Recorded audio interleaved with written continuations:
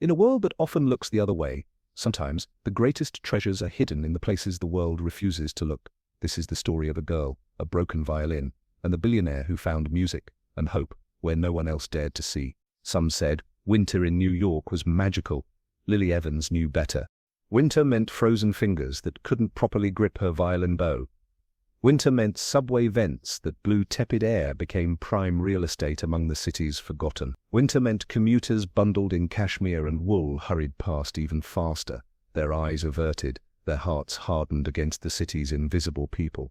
At 23, Lily had survived 7 winters on the streets. This one, like all others, would test her resolve. She settled into her usual spot on the L train platform at Union Square, her threadbare coat pulled tight around her thin frame. The violin case beside her contained everything of value she owned. The instrument itself, a once magnificent Gennari del Gesù that had seen better days, a faded photograph, and exactly $73.42, a fortune by her standards, not even lunch money to those who rushed past. "Excuse me, miss, you can't stay here." The transit officer's voice carried the familiar tone of rehearsed authority. Lily looked up, her green eyes reflecting neither fear nor defiance, only a quiet resignation. "I'm performing, sir. I have a right to play here." She had memorized the MTA's busker regulations years ago. Knowledge was power when you had nothing else. "Let's see some ID then," the officer demanded. Lily reached into her coat pocket and produced a dog-eared busking permit. The officer examined it, his expression softening slightly. He'd seen her before, recognized her perhaps, but protocol demanded this dance. "All right then, just keep the walkway clear." As he walked away, Lily exhaled. Another small victory in a day filled with battles. She positioned her violin under her chin, the only place that felt like home anymore, and began to play. The first notes of Bach's Partita No. 2 in D minor rose above the subway's ambient noise, the rumble of trains, the electronic beeps of turnstiles, the hurried footsteps. Few noticed, fewer stopped, but those who did were transfixed. Because when Lily Evans played, time surrendered to something ancient and pure. Her technique wasn't merely impressive, it was transcendent. Each note carried the weight of her story, a childhood of promise cut short by tragedy, talent nurtured then abandoned, dreams deferred then forgotten. The chaconne movement under her fingers wasn't just music, it was autobiography. She closed her eyes, letting muscle memory guide her through the complex passages. For these precious moments, she wasn't homeless. She wasn't hungry. She wasn't cold. She existed purely as a conduit for something greater than herself. Music had been her salvation since that terrible night, 12 years ago. The night flames consumed her childhood home, her parents still inside. The night her life divided neatly into before and after. Before, when she was a child prodigy with Juilliard aspiration. After, when she became a ward of the state, shuffled through foster homes that viewed her violin as an inconvenience at best, a target for resentment at worst. At 16, she'd chosen the streets over another placement. At least here, she could play whenever she wanted. A train arrived, disgorging its human cargo. Lily continued playing, her body swaying slightly with the music. A few coins clinked into her open case. She didn't look down. Dignity required certain pretenses. Alexander King was late, again. His driver had texted that traffic on Fifth Avenue was at a standstill, so he'd opted for the subway, something his executive team would have found shocking. A billionaire tech CEO taking public transportation. Unthinkable. But Alexander found a strange comfort in anonymity. In his tailored coat with no visible logos, he was just another commuter, no one asking for investments, no one pitching ideas, no one wanting anything from him. At 41, Alexander had achieved everything society deemed worthwhile. King Enterprises had revolutionized artificial intelligence. His personal wealth exceeded the GDP of small nations. His face had graced the cover of every major business publication, yet something fundamental was missing. He felt it most acutely in moments of silence, a hollow sensation in his chest, as if his success had carved out something essential. The therapist he occasionally saw called it an hedonia, the inability to feel pleasure. Alexander called it the cost of winning. He descended the stairs to the Union Square station, mentally reviewing his upcoming board meeting. Numbers, projections, strategies, the language in which he was fluent, the language that had built his empire and his prison. Then he heard it. At first, just notes penetrating his preoccupation. Then, as he rounded the corner to the platform, the full impact hit him. Bach, but Bach, like he'd never heard before. Bach, that reached inside his chest and squeezed. Alexander stopped walking. Around him, New Yorkers flowed like water around a stone. Annoyed at the obstruction, he didn't notice them. His entire awareness had narrowed to the sound pulling him forward. The source was a young woman who appeared simultaneously young and ancient. Her clothes were ragged, her honey-blonde hair unkempt beneath a faded knit cap. But her posture as she played, eyes closed, back straight, despite the weight of what he recognized as genuine hardship, suggested nobility. And those hands. Her fingers flew across the strings with supernatural precision, coaxing sounds that philosophers had tried and failed to describe for centuries. This wasn't performance, it was communion. Something broke open inside Alexander. A dam he hadn't realized existed suddenly ruptured, flooding him with emotions he'd long buried. Grief for his own music, abandoned when practicality demanded it. Wonder at finding such transcendence in this unlikely place, and shame, deep, searing shame, that he'd become exactly the kind of person who normally hurried past moments like this. He stood transfixed until she finished the piece, the final note hanging in the air like a question. When Lily opened her eyes, she immediately sensed his attention. Their gazes met across the platform, his expression of stunned recognition, hers guarded but curious. For a suspended moment, something electric passed between them. Alexander stepped forward, compelled by an impulse he couldn't name. The motion broke the spell. Lily quickly packed her violin, eyes darting toward the nearest exit. She'd survived this long by recognizing potential threats. Men in expensive coats watching her too intently fell squarely into that category. "Wait," Alexander called, his voice lost in the announcement of an arriving train. Lily swung her case over her shoulder and merged into the surge of boarding passengers. As the doors closed between them, Alexander caught one last glimpse of green eyes that somehow knew too much about the world. Then she was gone, leaving him standing alone on the platform, changed in ways he couldn't articulate. Only later, riding up the elevator to his penthouse office, did Alexander realize she'd taken his voice with her. In its place, a melody played on repeat in his mind, haunting, insistent, demanding to be found again. Alexander King couldn't remember the last time something had genuinely unsettled him. Yet 3 days after encountering the subway violinist, her melody still haunted him, slipping into his thoughts during meetings, interrupting his sleep, becoming the soundtrack to his increasingly distracted life. "Alex, did you hear the question?" Marcus Daniels, his CFO, was staring at him expectantly across the gleaming conference table. 12 executive board members shifted uncomfortably in their ergonomic chairs.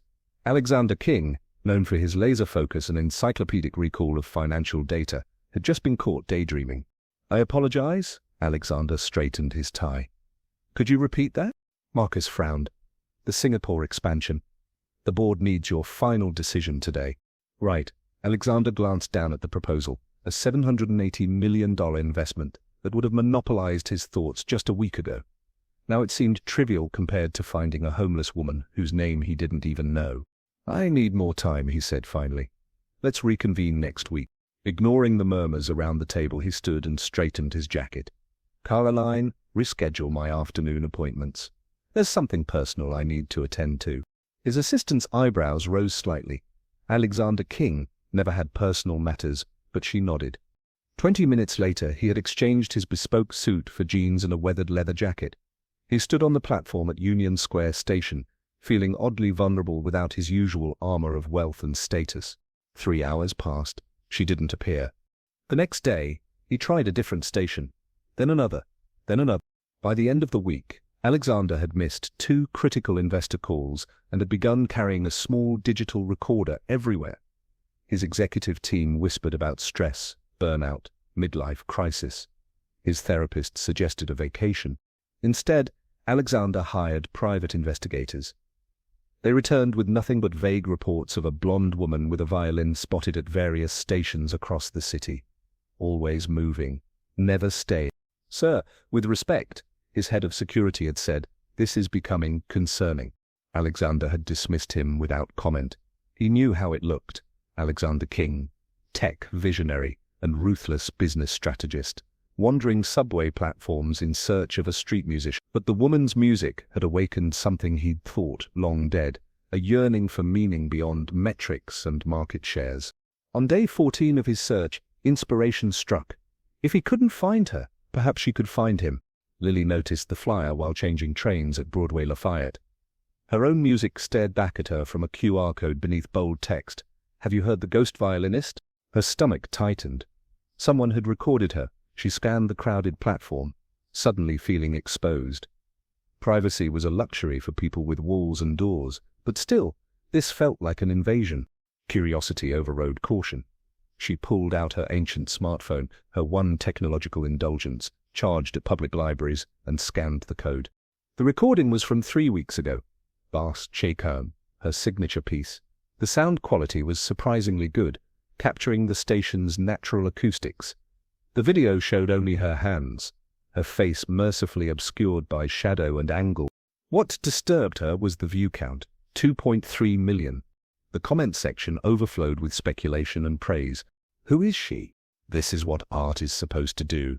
Break your heart and put it back together. I've been searching every subway station trying to find her. Lily leaned against a tiled wall, suddenly dizzy. Her music, the one thing that belonged solely to her, had become public property. That night, huddled in the relative safety of a church vestibule where a sympathetic priest allowed her to sleep, Lily weighed her options. She could change stations, change schedules. She could stop playing Bach. She could leave New York entirely, or she could continue as always, letting fate decide what happened next. Morning found her at her usual spot in Union Square, but she chose Vivaldi instead of Bach, a small rebellion against whoever had made her viral without permission. A girl about 12 stopped to listen, her mother impatiently tugging her arm. "Mom, I think it's her, the ghost violinist." Lily's bow faltered slightly. The name felt strange, as if they were discussing someone else entirely. "Can I put money in her case, please?" The mother hesitated, then relented. The girl approached reverently, dropping a $5 bill into the worn case. "I've been practicing violin for 3 years," she whispered. "I've never heard anyone play like you." Something cracked in Lily's carefully constructed armor. When was the last time someone had spoken to her as a musician rather than a vagrant? The girl's earnest admiration rekindled a flicker Lily had thought extinguished, the memory of who she had been before tragedy rewrote her story. "Thank you," Lily said, her voice rough from disuse. The girl beamed as if receiving a benediction. Later that day, Lily noticed more people lingering, filming surreptitiously with their phones. She packed up earlier than usual, discomfort outweighing the increased donations. The posters multiplied across the city.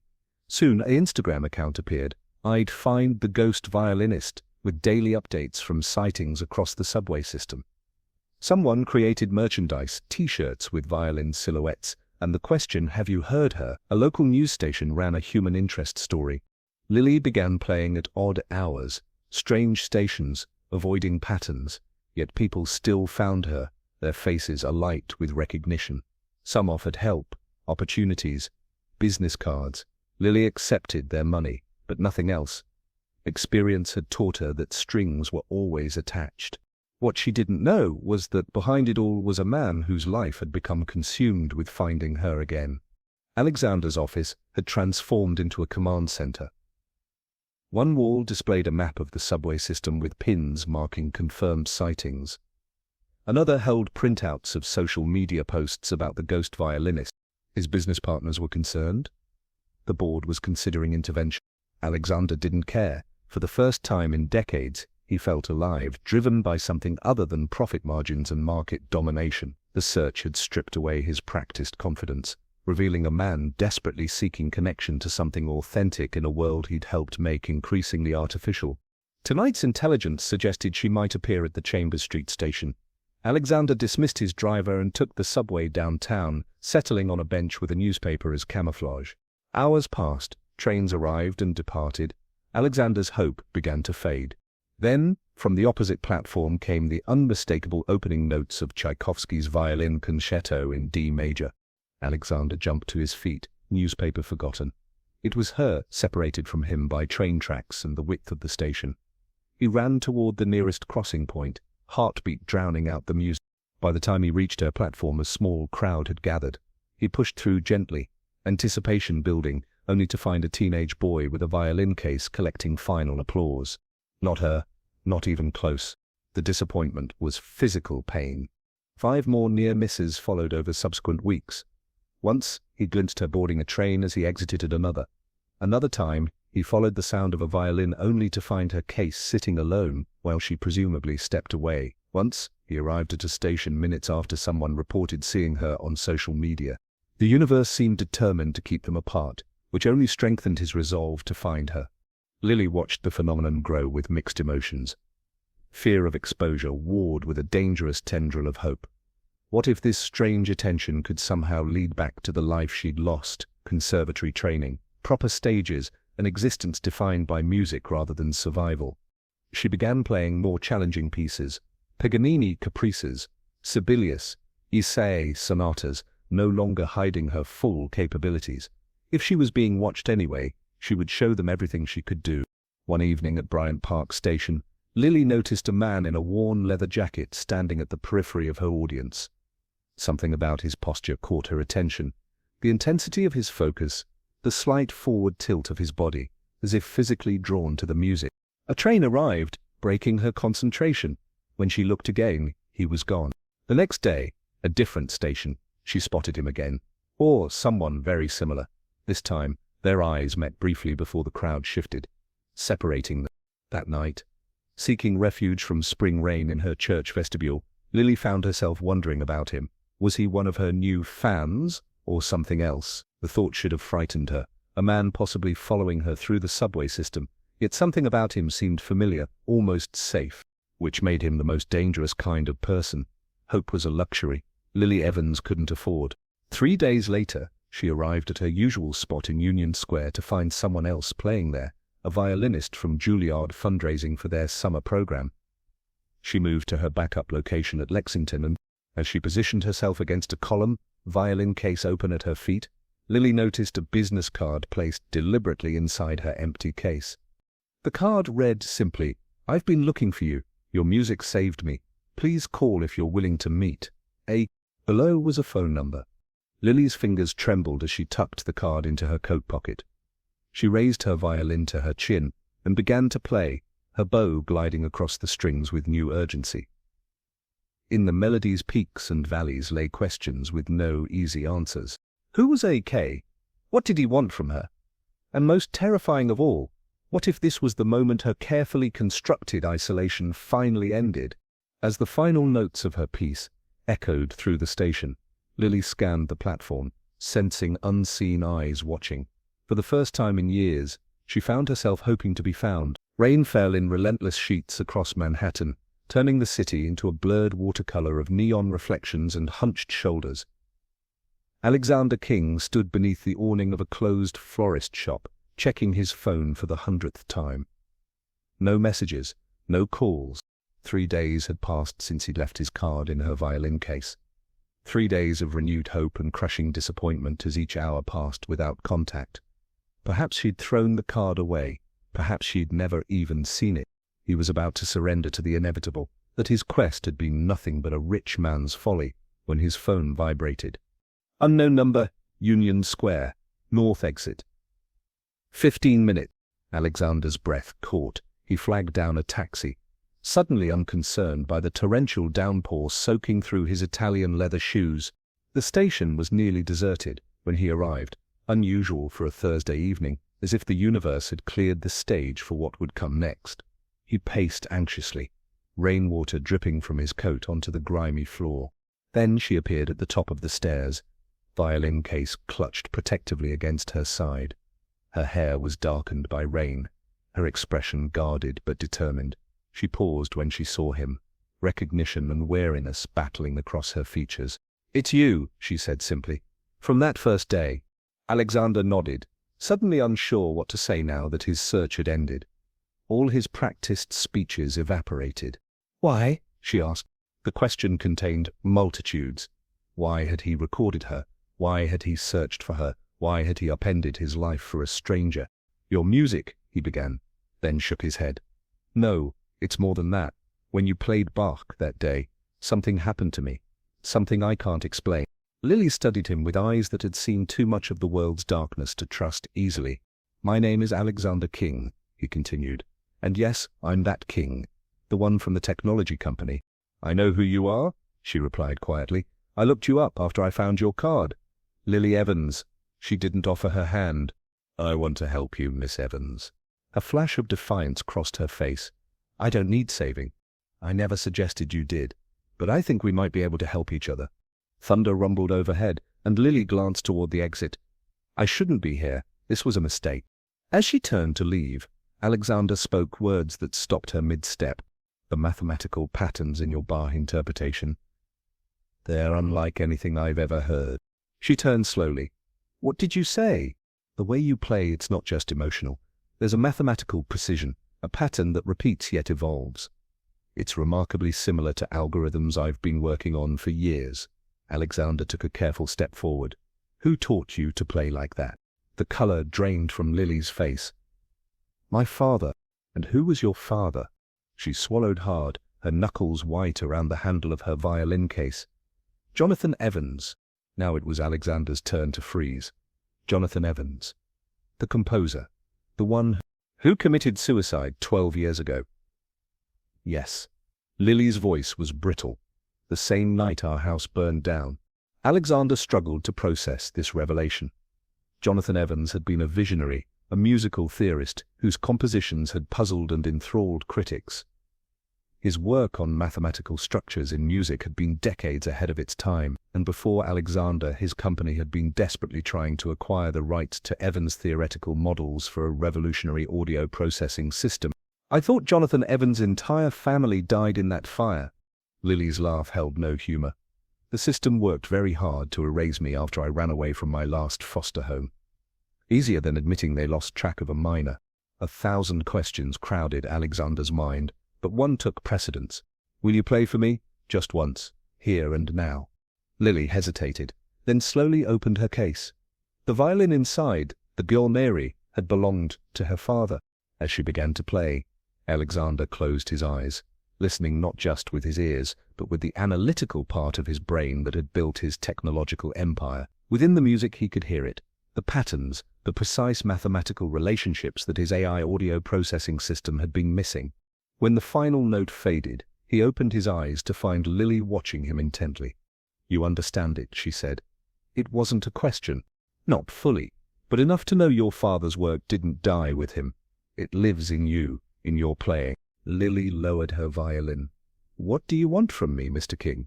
"A partnership," he said simply.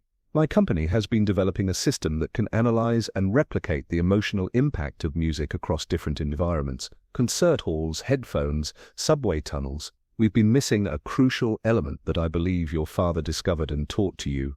And in return, whatever you want, money, a place to live, a platform for your music."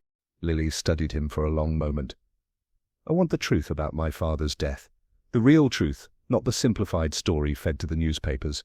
Alexander hadn't expected this. "I don't know if I can." "Then we have nothing to discuss." She began packing up her violin. "Wait." Alexander made a decision that would alter both their lives irrevocably. "If we work together, I'll use every resource at my disposal to find what happened that night." Outside, the rain continued to fall, washing away the past and clearing a path for what would come. The truth, when it finally emerged 6 months later, was both simpler and more complex than either had imagined. Jonathan Evans hadn't committed suicide. He'd been silenced. His research on the mathematical foundations of emotional response to music had attracted attention from competitors who would rather steal than collaborate. The night of the fire, he'd hidden his most valuable research notes inside his daughter's violin case, the same case Lily had carried with her through foster homes and onto the streets. The same case that had protected not just the instrument, but a memory chip concealed within its lining.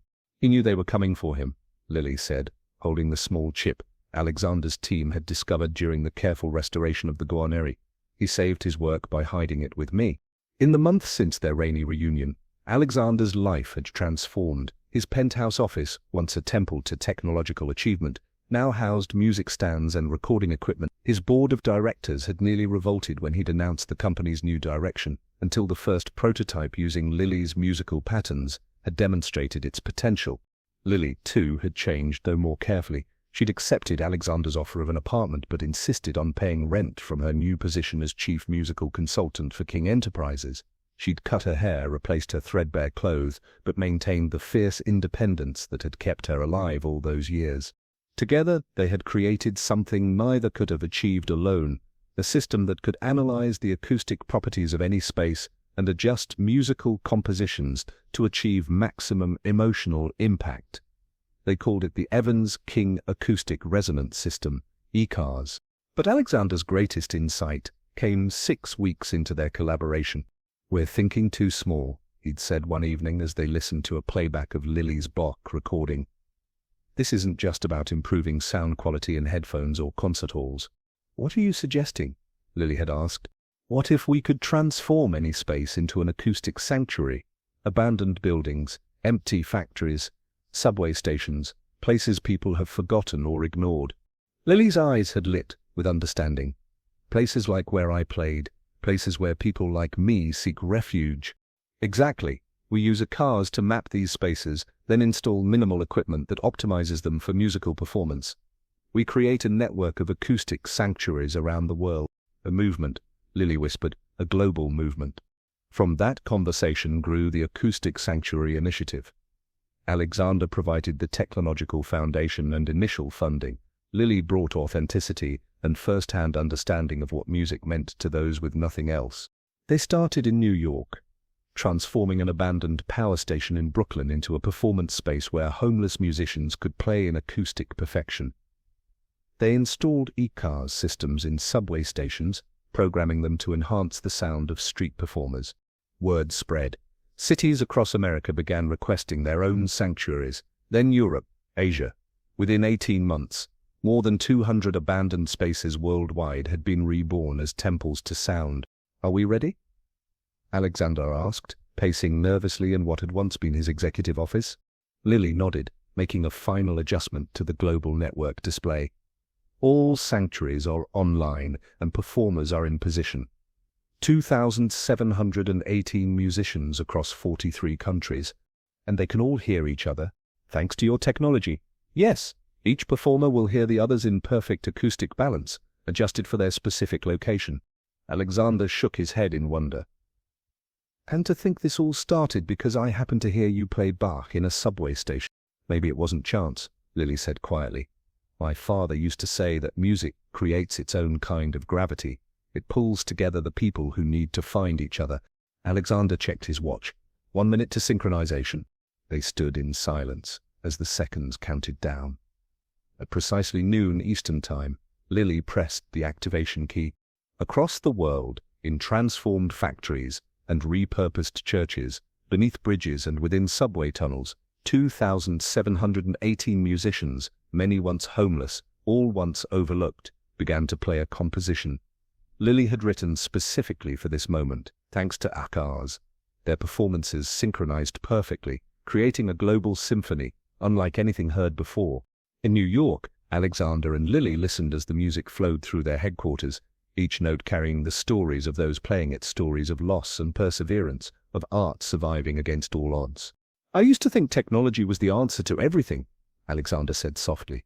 "Build a better system, solve all problems." Lily watched the display showing performers around the world, their faces alight with the joy of creation.